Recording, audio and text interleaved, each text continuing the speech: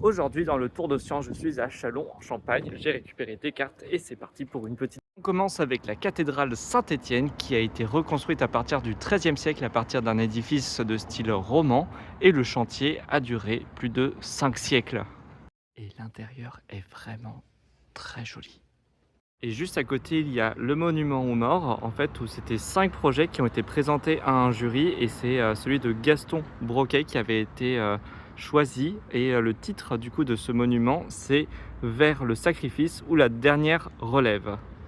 Cette partie de la façade de la cathédrale est ultra belle, j'ai failli ne pas passer devant. Au passage, ne confondez pas Chalon-sur-Saône et Châlons en Champagne. Moi, je viens de Chalon-sur-Saône au passage. Et là-bas aussi, il y a un festival de théâtre d'art dans la rue qui s'appelle du coup Châlons dans la rue. Ça, c'est en juillet. Et à Châlons en Champagne, il y a quelque chose de similaire qui est en juin. Ici, on a le château du Marché qui faisait autrefois partie des remparts de la ville et qui enjambe le cours d'eau qui s'appelle le Nau. Je suis sur la place de la République, qui était autrefois la place du marché au blé, puisque c'est là où il y avait la plupart des commerces. Et à ce temps-là, les maisons étaient généralement à 3 niveaux, avec du coup au rez-de-chaussée les commerces, à l'étage les habitations, et tout en haut, là où on stockait les marchandises.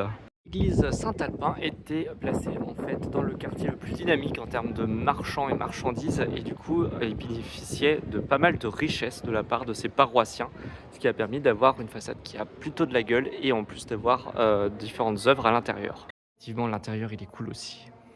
Autrefois, la ville s'appelait Catalaumnum, c'était du coup la ville gauloise des Catalaumni, qui veut dire ceux qui sont braves au combat.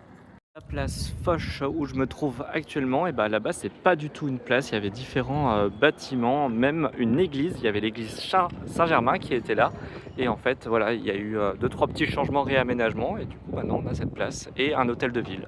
Cette statue extrêmement stylée est celle de Jean Talon qui est né à Châlons en 1626. Il est successivement conseiller du roi, secrétaire du cabinet de Sa Majesté et intendant du roi au Canada.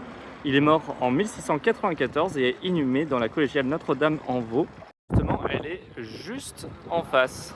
En-Vaux, dans Notre-Dame-en-Vaux, signifie en vallée parce que elle était entourée de 3 ruisseaux, le Mot, le Rognon et la Patée. Apporte la pâtée, Et après une petite heure en vélo, je vous emmène dans la basilique Notre-Dame de l'Épine. Là-bas, c'était une simple chapelle et en fait, le lieu est relié à un pèlerinage, ce qui fait que les richesses se sont accumulées et qu'à la fin, on a cet édifice qui est vraiment très stylé. C'est très joli. Avec des petits départs en rando qui sont possibles.